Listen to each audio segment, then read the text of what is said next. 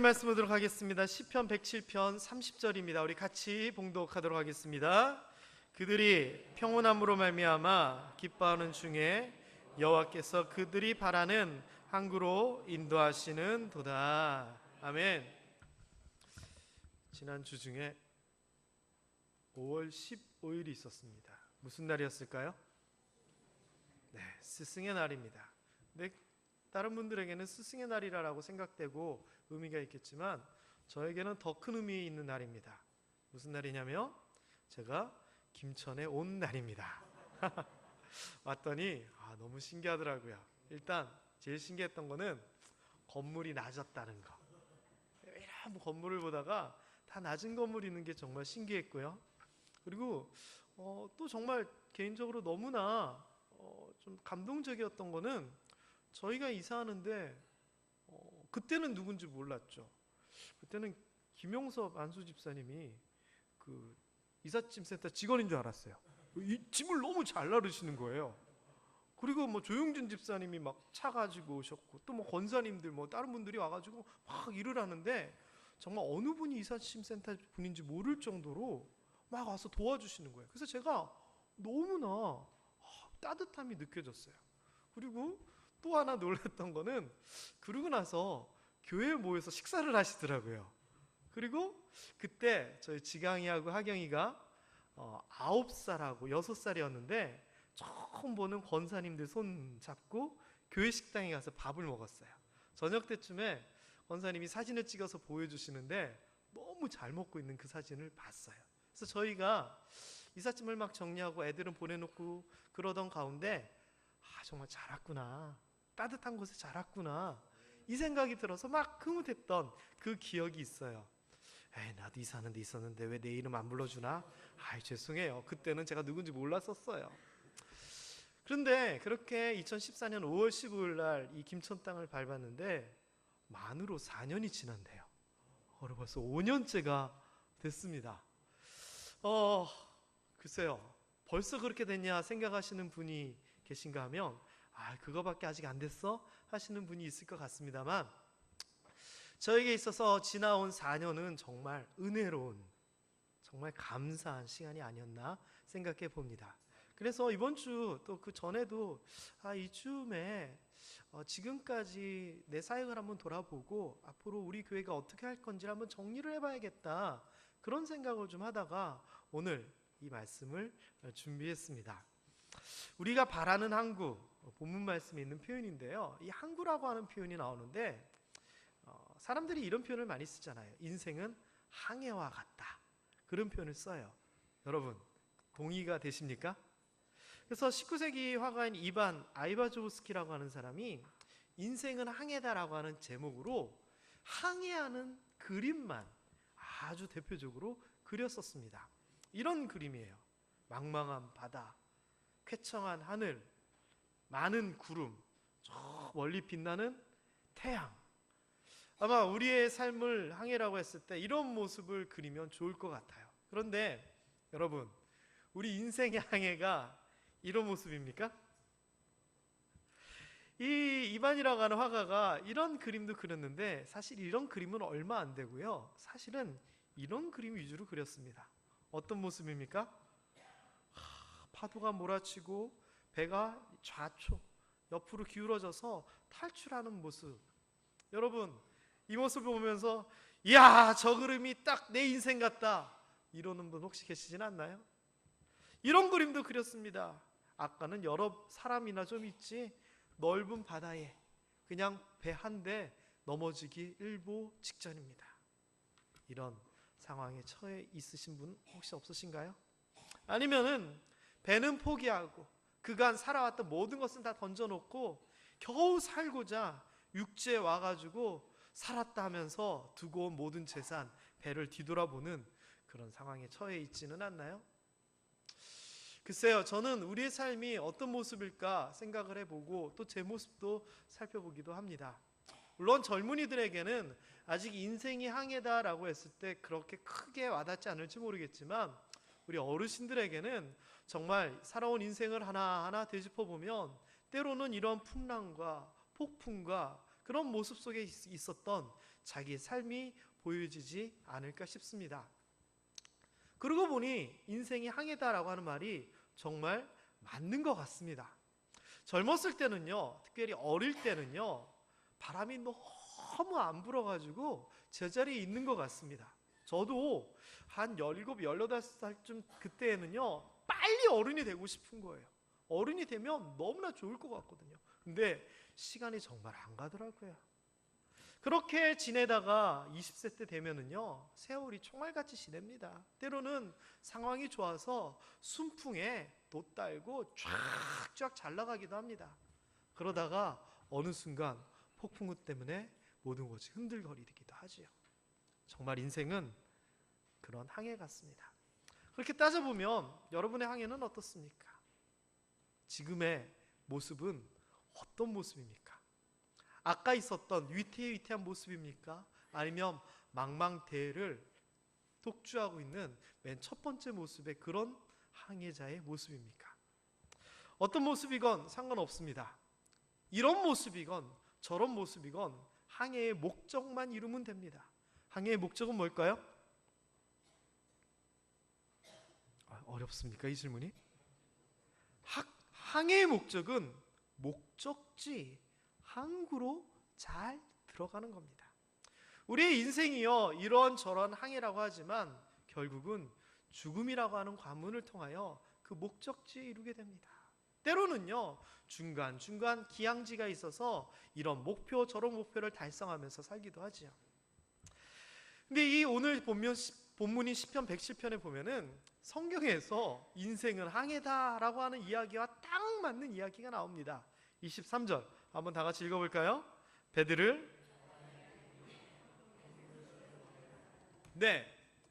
배를 타고 바다에서 큰 일을 하는 그런 사람의 이야기가 나옵니다. 자, 좋은 이야기가 나올 것 같으세요? 아니면은 어렵고 힘든 이야기가 나올 것 같으세요? 뒤에 여러분은 어떠세요? 인생이 순풍이 있는 게 아니잖아요. 여기도 그 얘기가 나오더라고요. 하나님께서 하신 일을 보아라 라고 하면서 얘기가 나오는데요, 하나님이 하셨으면, 하나님이 명령하셨으면 좋은 이야기, 순풍에 대한 이야기, 따사로운 햇빛에 대한 이야기, 이런 이야기가 나올 것 같은데 하나님께서 행하신 일들과 그의 기이한 일들이 바다에서 보여진다라고 하면서 하나님께서 명령하셨다라고 얘기하는데 뒤에 나오는 단어가 뭐냐? 광풍과 바다 물결입니다. 아니, 하나님이 하시면은 좋은 얘기가 나와야 되는데, 특별히 인생에 관한 얘기라면 인도해 주시고 푸른 초장으로 이끌어 주시고 쉴만한 물가로 뭐 이런 얘기가 나와야 되는데 광풍이 나옵니다. 바다 물결, 이건 큰 파도를 얘기합니다. 게다가 이것을 하나님께서 명령하셨다고 하는 겁니다. 그래서 어떻게 되느냐? 표현이 아주 리얼합니다. 실제적입니다. 그들이 하늘로 솟구쳤다가 깊은 곳으로 내려가나니, 이게 무슨 말이냐? 배가 파도를 타고 파도가 없을 때는 그냥 잔잔하게 가지만 파도가 이렇게 올라오면 올라갔다가 또 그냥 철썩 내려갔다가 이 이야기를 하는 겁니다. 그래서 큰 파도로 인하여서 막 정신없이 배가 위아래로 왔다 갔다 하는 상황을 얘기합니다. 그래서 그 위험 때문에 영혼이 녹았다라고 얘기합니다. 하나님께서 그렇게 하셨다는 거예요. 참, 하나님도 야속하시지. 왜 내 인생에 이렇게 안 좋고 어렵고 힘들고 눈물 나는 일을 허락하셨을까? 내 인생의 항해 순풍만 주시지 왜 저런 광풍과 경랑을 주셔서 나를 이렇게 어렵게 하셨는가? 하나님이 나를 인도하신다면서 왜 나를 이렇게 놔두시는가?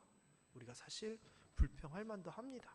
게다가요, 그 상황에서 그들이 이리저리 구르며 취한 자같이 비틀거린다. 무슨 얘기일까요? 배가 정신없이 흔들리는 겁니다. 가만히 서 있지 못하는 겁니다. 대굴대굴 굴러다닌다는 겁니다. 어느 정도냐? 그래서 모든 지각이, 생각이 혼돈에 빠진다. 우리 편으로 얘기하면 넋이 나갈 정도로, 아무 생각을 못할 정도로, 대책이 없을 정도로 멍한 상태에서 그냥 배 안에서 그냥 굴러다닌다는 겁니다. 저는 사실 우리 모든 모함의 성도님들은 이런 일 안 겪었으면 좋겠습니다. 그런데 우리의 인생, 좀 오래 사셨던 분들은 더더욱이나 인생을 생각해 보면 이런 광풍과 바다 물결 있으셨잖아요. 너무 힘들 때, 영혼이 녹고 혼돈 속에 빠질 정도의 그런 상황 있으셨잖아요. 근데 이거를 하나님이 하셨다는 겁니다. 하나님 너무하신 거 아닙니까? 너무해 보여요. 그런데요, 그렇게 끝나면 하나님이 나쁜 하나님인데 뭐라고 얘기하냐면요, 이에 그들이 그렇게 고통을 겪게 되는데 어떻게 했느냐? 노란 글씨 어떻게 했다고요? 여호와께 부르짖었다라고 하는 겁니다. 이게 모든 항해의 해답이었습니다.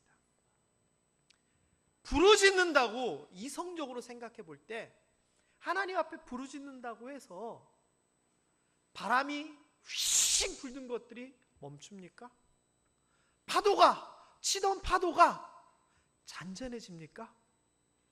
여러분이 실제 선장이라면 기도로서 그 모든 것이 해결되리라 생각됩니까? 그런데 성경에서는요, 그 이야기를 하는 겁니다. 부르짖으라. 왜? 하나님이 명령하시고 하나님이 주관하시는 거니까. 그러면 하나님이 그 고통과 그 위험 속에서 안전하게 인도해내시고 광풍도 고요하게 하시고 물결도 잔잔하게 하신다는 겁니다.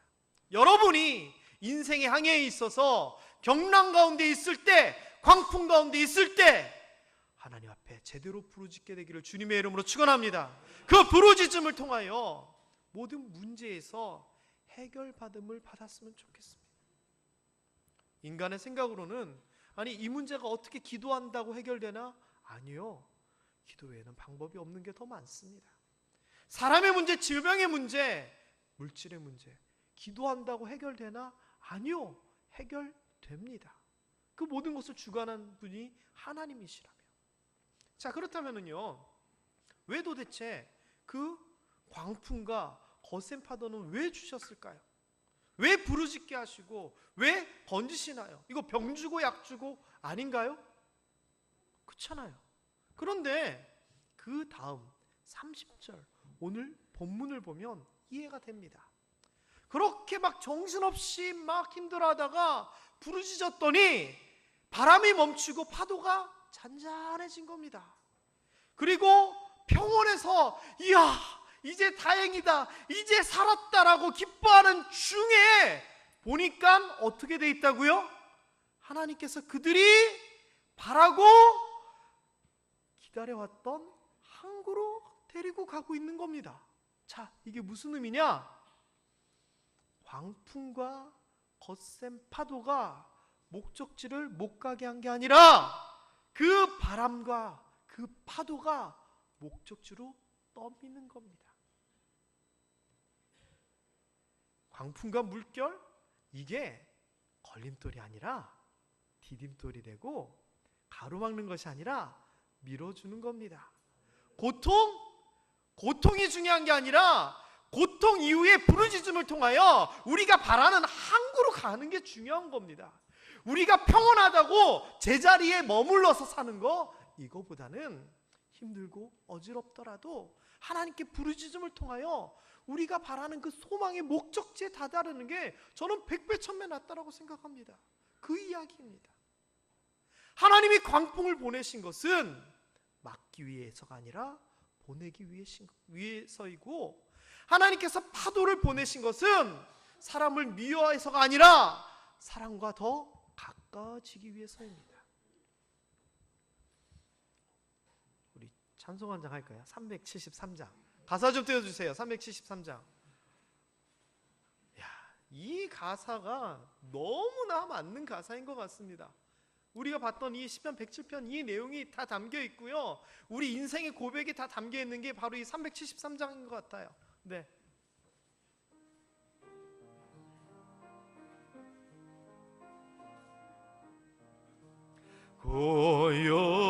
고요한 바다로 저 천국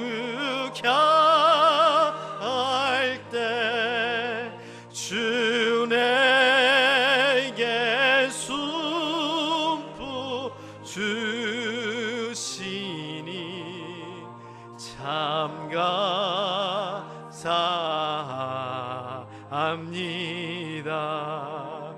그 물결이 일어나 나 쉬지 못하나 이 풍랑으로 인하여 더 빨리 가합니. 아멘. 맞습니다. 그래서요, 이것 때문에 오히려 내 걱정 근심이 없게 되고 우리의 어두운 영혼이 밝아지는 겁니다. 이런 것들을 통하여 이 세상 고락 사이에서 우리가 주님의 뜻을 본받으면서 살게 되고요, 그리고 우리가 의지 없고 힘듦을 통하여서 오히려 하나님 앞에 향한 믿음이 생기는 겁니다. 거센 파도와 풍랑 때문에 우리가 힘들고 어렵고 낙심되는 건 맞는데, 그것을 통하여 하나님 앞에 매달리고 기도함을 통하여 하나님과의 관계가 바로 세워지고 그 모든 문제 자체도 다 해결되는 겁니다. 여러분, 파도 무서워하지 마십시오. 바람 무서워하지 마십시오. 인생의 여러 가지 굴곡 너무 두려워하지 마십시오. 하나님이 하나님이시니까 그것을 통하여서 우리로 하여금 우리가 바라던 그 소망의 목적지로 분명히 이끌어 주실 겁니다. 육신이 약해진 거, 그것 때문에 믿음이 더 강해질 수 있습니다. 재산을 탕진한 것 때문에 더 큰 것을 얻을 수가 있습니다. 가슴 아프고 눈물 흘렸던 것 때문에, 그것 때문에 더 크게 기뻐하고 웃을 수 있습니다. 어떻게 하면?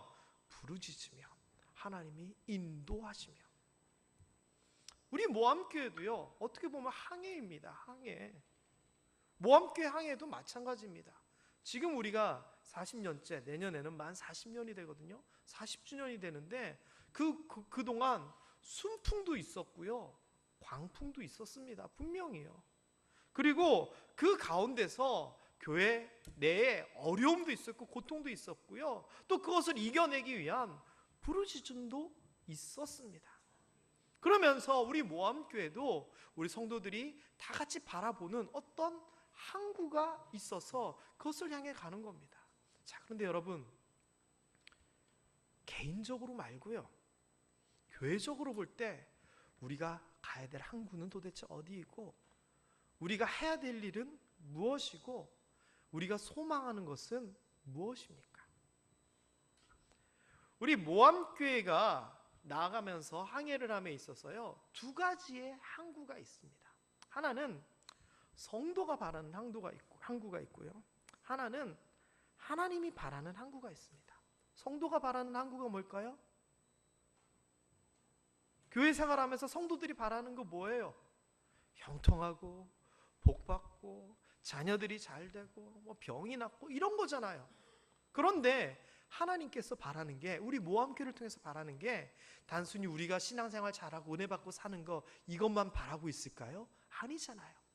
모함교회를 통한 김천시 복음화, 작은 교회를 돕는 거, 선교사를 파송하는 거, 하나님께서 원하시는 것은 그런 거잖아요. 그런데 담임 목사 입장에서는요, 이것을 잘 조절을 해야 되는 겁니다. 왜냐? 성도들이 원하는 것과 하나님이 원하는 것이 같으면 문제가 없는데, 성도들은 여기에 앉아서 평안하게 교제하고 즐기고 있기를 원하고, 하나님께서는 거기 있지 말고 광야로 나가가지고 복음을 전하고 뭔가 부딪히기를 원하시는 겁니다. 성도들의 입장에서는 물질적으로 풍성하고 시간적으로 여유 있기를 원하는데, 하나님께서 원하시는 것은 오히려 물질을 헌신하고 시간을 하나님 앞에 바치라라고 원하신다면, 다시 얘기하면 가고자 하는 방향이 틀리면 어떡합니까? 담임 목사의 역할이 그건 겁니다. 뭐냐?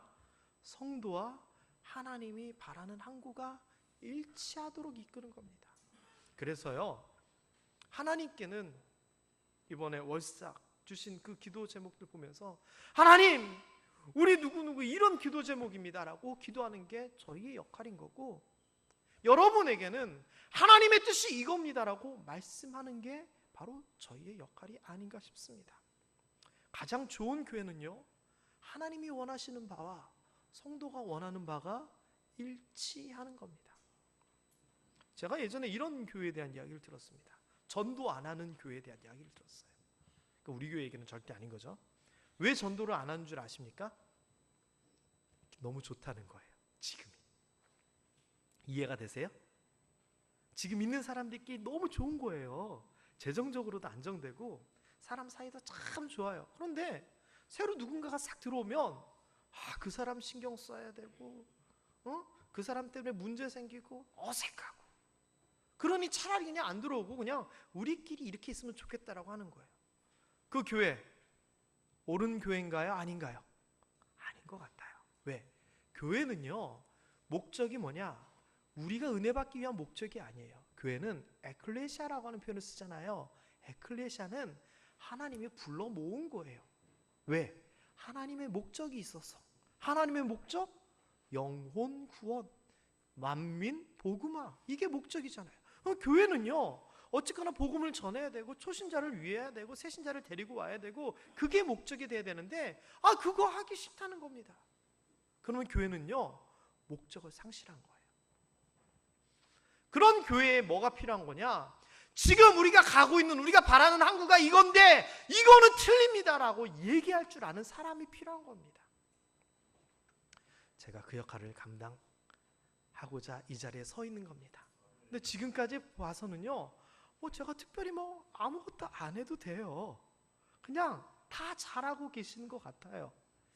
리더가요, 제가 이제 리더십에 대한 공부를 했을 때 보스와 리더의 차이가 있어요. 보스, 리더. 보스는요, 힘으로 억압해서 끌고 가는 거예요. 근데 리더는 마음으로써 이끌고 가는 게 리더예요. 보스는 사람들이 두려워하지만 리더는 사람들이 좋아해요. 그래서 저는 리더였으면 좋겠다, 그때 이렇게 생각을 했어요. 또 리더도요, 세 종류로 이렇게 분류를 해볼 수가 있어요. 첫 번째는 앞장서서 나가는 리더가 있어요. 두 번째는요, 사람들을 뒤에서 뒷받침해서 가게끔 하는 리더가 있어요. 많이 틀립니다. 그런데 제가 그 리더십에 대한 공부를 하면서 세 번째 리더의 유형에 대해서 보면서 이거 너무 좋다라고 생각을 했어요. 그게 뭐냐? 사람들이 리더가 이렇게 하자라고 안 해도 저절로 그렇게 가게끔 만드는 리더예요. 뭐냐? 예를 들면은 일을 해야 돼요. 일을 해야 되는데 첫 번째 말한 리더는 앞장서서 제가 이렇게 하십시오 하면서 앞장서서 막 하는 거예요. 그럼 사람들이 아이고, 리더가 저러니까 따라 해야 되겠구나, 이렇게 하는 게 첫 번째 유형이고요. 두 번째는요, 이렇게 하시면 됩니다, 제가 도와드릴게요, 힘내세요, 제가 이거 해드릴게요, 사람들로 하게끔 박수 쳐주면서 하는 리더가 두 번째 유형이에요. 세 번째는요, 어떻게 했는지 모르겠는데 사람들이 스스로 해야 되겠다 생각을 해서 리더가 아무 말도 안 해도 다 하는 거예요. 그래서 저는 세 번째 유형의 이런 리더 정말 좋다, 목회도 이렇게 하면 좋겠다, 그렇게 신경 쓰지 않는 듯 그렇지만 다 하게 되는, 얼마나 좋은가 했는데 제가 모함교회 와보니까 그런 거예요. 우리 모함교회는요, 제가 이렇게 했으면 좋겠다는 거 다 하고 계시고요, 제가 이렇게 하자 그러면 알아서들 다 하시고요, 제가 하자고 얘기 안 해도 미리 다 하시고요. 진짜 그래요. 여러분, 제가 모함교회 온 지 이제 4년 지났다 그랬잖아요. 우리 교회 되게 많이 바뀌어 있는 거 혹시 아세요? 제가 바꾼 것도 아니고요, 바꾸자 한 것도 아닌데 여러분이 되게 많이 바꾸셨어요. 나중에 기회 되면 하나하나 한번 찾아볼게요. 우리 예배 시간이요? 예배 시간만 해도 얼마나 많이 바뀌어졌는데요. 아실련지 모르겠습니다. 어쨌거나요, 그렇게 모함교회가 하나님께서 원하시는 대로 잘 가고 있는 것 같아요. 제가 굳이 이렇게 하자 저렇게 하자 안 해도 잘 가시는 것 같아요. 그래서 너무 저는 좋아요. 그렇지만 지금은 그렇지만 우리가 보다 정확하게 목적지가 어디이고 어떻게 해야 되는지는 그래도 다시 한번 생각해 볼 필요가 있을 것 같아요. 그래서 제가요, 5년 차에 들어가면서 이런 생각을 했어요. 첫 번째, 나아갈 방향과 비전을 구체적으로 좀 제시를 해야겠다, 이 생각을 합니다. 그래서 1차적으로는 우리 교회 본당, 이거 어떻게 해야 돼요? 이제는 리모델링을 해야 돼요? 어떻게 할까요? 저 앞에 주차장에다가 교회당 지을까요? 아니면은 뭐 딴 데로 갈까요? 목사님 이 정도로 좋잖아요. 좋아요. 그런데 이번에 그 국내 선교위원회 가가지고 이런저런 목사님들하고 얘기하는데 또 무슨 이야기가 나왔냐면은 심리적 만석이라고 하는 표현이 나와요. 심리적인 만석. 만석은 꽉 찼다는 얘기잖아요. 그래서 75%를 얘기합니다. 100명이 들어가는 자리에 100명이 다 차야지 만석이잖아요. 그런데 일반적으로 공간이 75%, 70%에서 80% 사이만 사람들이 대충 앉아도 사람들은 이미 다 찼다라고 생각을 해요. 그래서 사람하고 사람 사이에 딱 붙여 앉을 수 있지만 자기가 공간을 확보하려고 하는 그런 심리가 있다는 거예요. 그래서 여러분 보시면 옆 사람들하고 딱 붙어 절대 안 앉아 있어요. 이거는 더워서가 아니라 사람 사이에 자기 공간을 유지하려고 하는 본성이에요. 그렇게 치면은요, 우리 모함교회는 이미 그거는 넘어섰어요. 그러니까 우리가 이미 심리적으로는 만석이에요. 그래서 조금만 늦게 오시면 뒷자리에 비집고 앉아서 할 수가 없어서 위로 올라가세요. 이제는 보세요. 한 작년까지만 해도 저 위가 저렇게 부흥하지 않았어요. 근데 이미 부흥하고 있어요. 그러니까 우리 교회가 이 정도면 됐다라고 생각할지 모르겠지만 제가 보기에는 아닌 거예요. 그럼 제가 어떻게 해야 되나요? 건축합시다! 앞장서서 할까요? 아니면 사람들하고 상의하면서 건축하게끔 할까요? 어쨌거나 비전이 제시돼야 된다는 겁니다. 그게 제 생각이에요. 이것만 그런가요? 아니에요. 임직도 해야 되잖아요. 그래서 제가 연초부터 작년부터 말씀드려서 장로장립부터 계속 말씀드리잖아요. 이제 구체적으로 뭔가 방향을 제시해야 돼요. 게다가 내년도에는요, 우리 교회 창립 40주년 기념이에요. 그냥 지나갈 수 없어요. 뭔가 해야 돼요. 누가 제시해야 되느냐? 제가 제시해야 되는 거예요. 그래서 제가 이거는 작년 연말부터 이런 것들에 대하여 굉장히 심각하게 고민해오고 준비해오고 있어요. 그런데 왜 안 내놓느냐? 목사님, 그럼 진작 좀 청사진 비전 좀 내놓으시지 왜 안 내놓습니까? 아니요, 그렇게 하는 게 아니에요. 함께 가도록 이끄는 신뢰가 형성이 돼야 돼요. 예를 들면요, 이렇습니다. 군대에서요, 오랫동안 전쟁에서 함께하던 지휘관이 전쟁에서 우리가 힘들지만 저 고지를 사수해야 됩니다. 내가 갈 테니까 따라오십시오 라고 얘기합니다. 그러면 오랫동안 같이 했던 전우들, 같이 있던 부하들은 지휘자를 신뢰하니까 목숨을 걸고 나가서 전쟁할 수 있습니다. 그런데 새파란 햇병아리 소위가 와가지고 경험 많은 병장들한테 저기가 우리가 가야 되니까 나를 따라오십시오. 따라갈 수 있을까요? 못 믿는 겁니다. 마찬가지죠. 34년 전통을 가진 모함교회가 담임 목사 초짜인 제가 이렇게 갑시다 그러면 따라올 수 있을까요?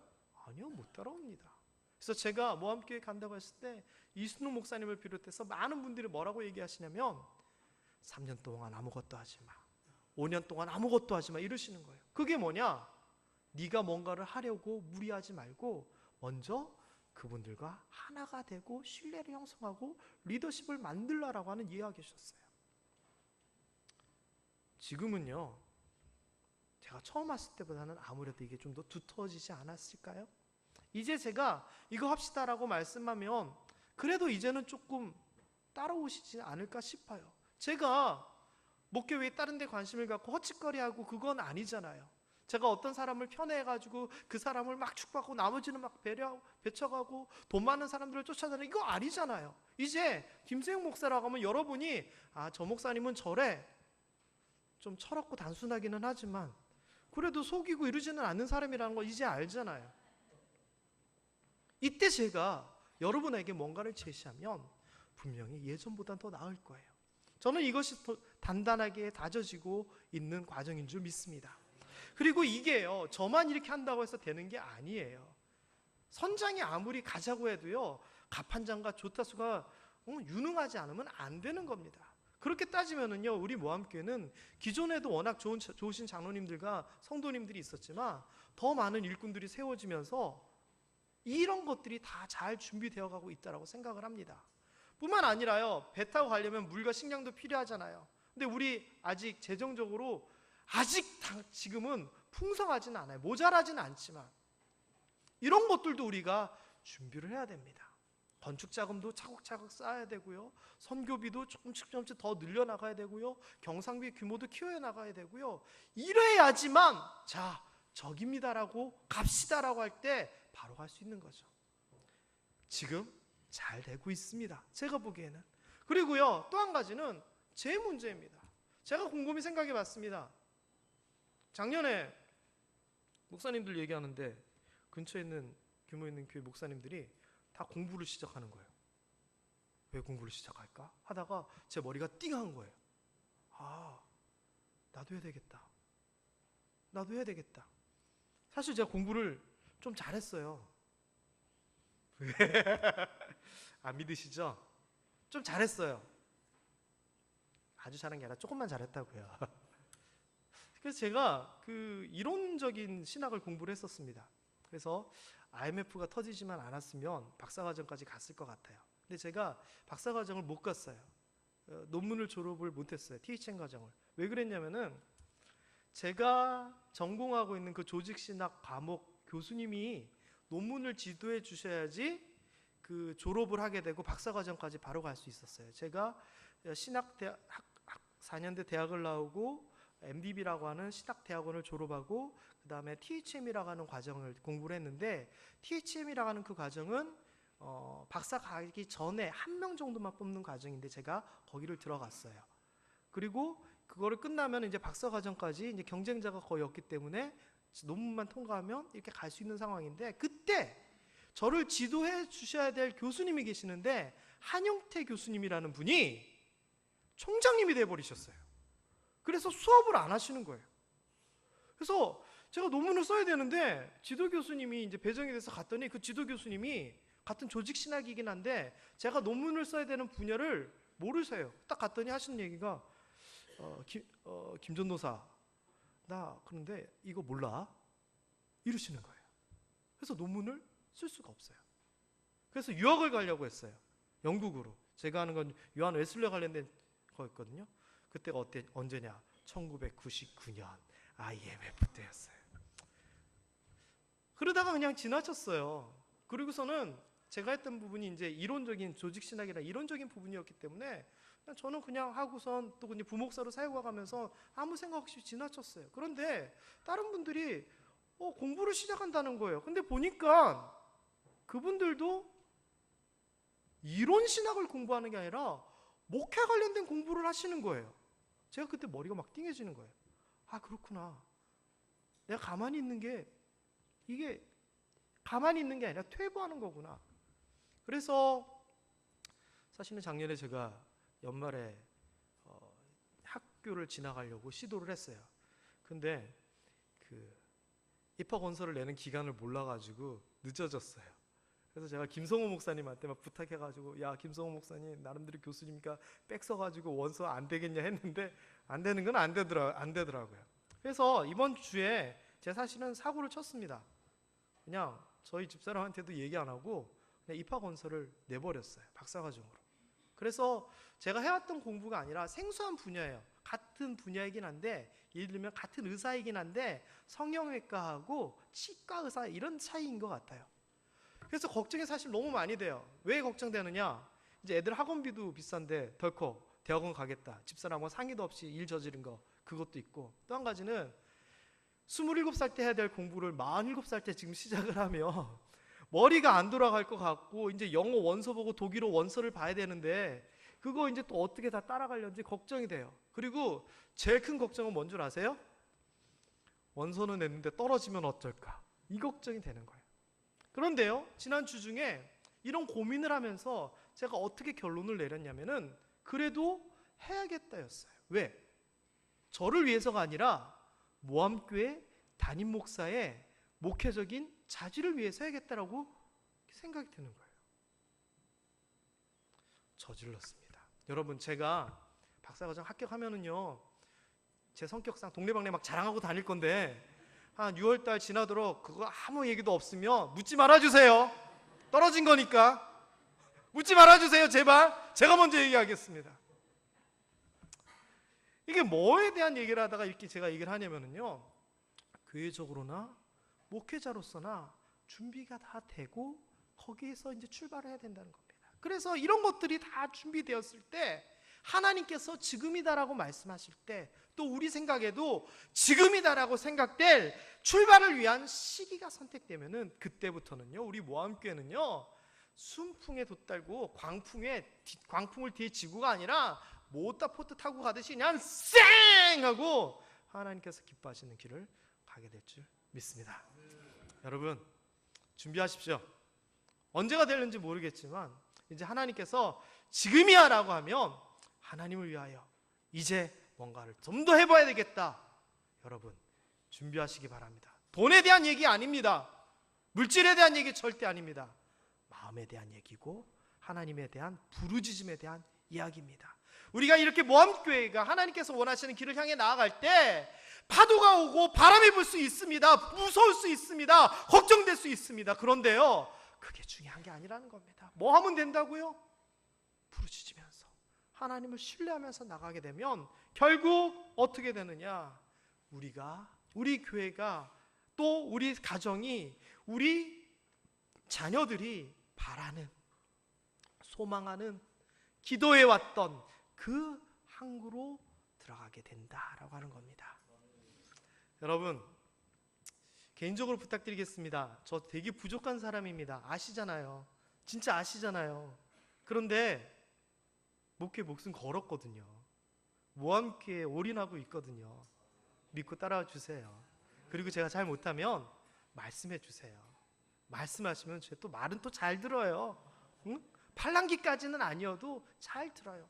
그리고 제가 돈 벌고 제가 잘 나가기 위해서 하는 게 아니라 하나님을 위해서, 여러분들을 위해서 이렇게 나아갈 테니까 함께 해주세요. 어떻게 해달라는지 저도 아직 모르겠어요. 이제 하나님께서 하나하나 분명히 앞길을 인도해 주실 거라 믿습니다. 사실 저희 고백과 같은 설교였습니다. 여러분 그렇지만 제 이야기로만 그치지 않았으면 좋겠고요, 여러분 스스로의 이야기이기도 합니다. 아까 얘기했던 그 모든 것 여러분 삶에 좀 적용을 했으면 좋겠고요, 우리 삶 가운데 이 항해에 있어서 여러분 어렵거나 근심되더라도 하나님만 바라보고 나갔으면 좋겠습니다. 한 가지만 더 이야기하겠습니다. 그런데 하나님의 뜻이 분명히 이거인지 분명히 아는데 내 멋대로 간다. 그럼 어떻게 될까요? 한 사람을 생각하면 됩니다. 요나. 니느웨로 가라 했는데 어느 배를 탔다고요? 다시스로 가는 배를 타고 다시스가 바라는 항구였습니다. 하나님이 어떻게 하셨다고요? 광풍을 통하여, 파도를 통하여, 더하기 물고기를 통하여 결국 어디로 갖다 놓으셨다고요? 니느웨로 갖다 놓으십니다. 우리가 바라는 대로만, 하나님의 뜻하고는 전혀 다른 우리가 바라는 대로만 가고자 하면 우리를 도와주는 그 바람이 가로막는 바람이 될 거예요. 그리고 그 가로막는 것은 우리를 위하는 것이 될 줄 믿습니다. 말씀을 마무리하겠습니다.